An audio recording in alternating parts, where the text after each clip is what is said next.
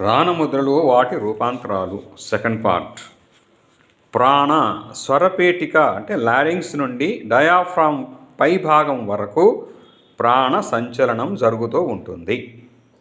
గుండె, ఊపిరితిత్తులు, శ్వాస, రక్త ప్రసరణ ప్రక్రియ ప్రాణానికి సంబంధించినవి.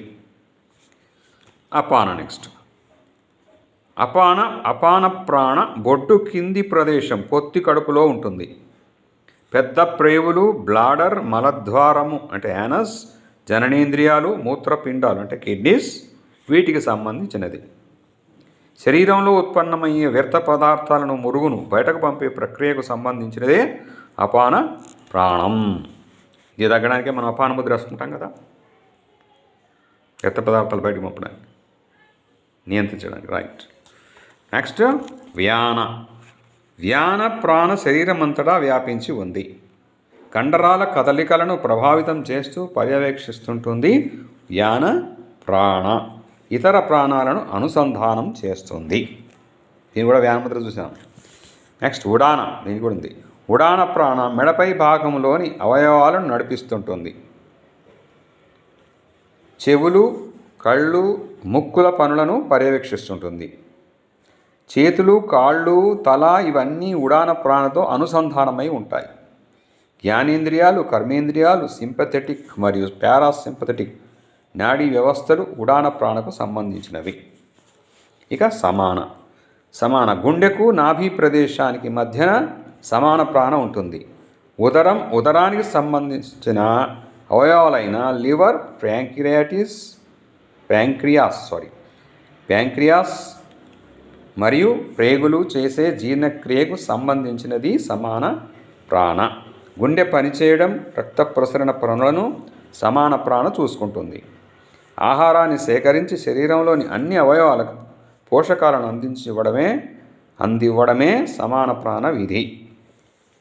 ఇలా చెప్పి ఇప్పుడు ఇవి పంచప్రాణాలే కాకుండా మానవ శరీరంలో నాగము, కూర్మము, క్రికరము, దేవదత్తం మరియు ధనంజయం అనబడే పంచ ఉప ప్రాణాలు ఉంటాయి.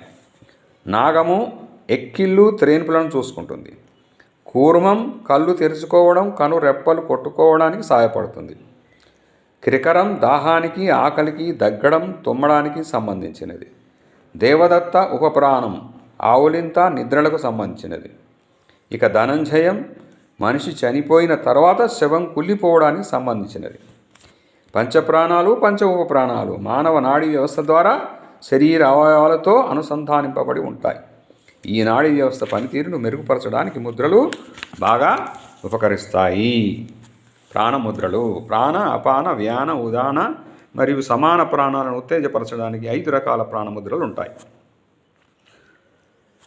బొటనవేలు చివరను ఒక్కొక్క ప్రాణానికి సంబంధించిన చేతివేళ్ల కొనలతో తాకించి ఉంచినప్పుడే ఏర్పడే ముద్రలు ఇవి. చివరలు తాకించి ఉంచే వేలు ఏంటి, ఏర్పడే ముద్ర పేరేంటి? ఉంగరపు వేలు ప్లస్ చిటికన వేలు, అది ప్రాణముద్ర అవుతుంది. ఉంగరపు వేలు, మధ్య వేలు కలిస్తే అపాన ముద్ర అవుతుంది. చూపుడు వేలు, మధ్య వేలు కలిస్తే వ్యానముద్ర అవుతుంది.